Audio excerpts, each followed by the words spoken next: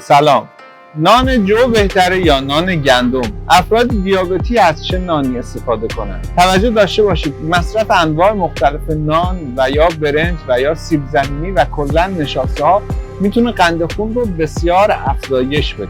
در خصوص بالا رفتن قند خون پس از مصرف نان، حالا این نان چه نان جو باشه و یا نان گندم، تفاوت چندانی وجود نداره. یعنی فرقی نمیکنه نانی که شما مصرف میکنید نان جو هست و یا نان گندم، دوتاشون به یک اندازه قند خون رو تقریبا میشه گفت بالا میبرن. البته الان خب نانهای خیلی زیادی ما در بازار میبینیم به اسم نان جو میفروشن و بسیار ترد هستن، بسیار نرم هستن.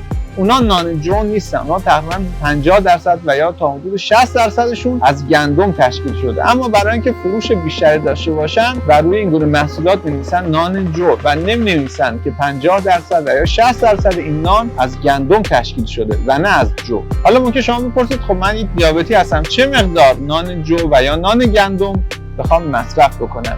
این کاملا برمیگرده به رژیمی که من برای شما تنظیم کردم. با توجه به اینکه شما چند کیلو هستید، چند سالتونه، غیر از دیابت چه بیماری‌های دیگری دارید و دیابت شما در چه حدی است، تا چه حد کنترل شده، آیا شما فقط قرص مصرف میکنید و یا اینکه انسولین هم مصرف میکنید و بسیار از پارامترهای دیگر، همه به من کمک میکنه که برای شما یک میزان متناسبی نان بذارم. دیگه اون وقت فرقی نمیکنه شما نانی که میخواید مصرف کنید نان جو هست و یا نان گندم.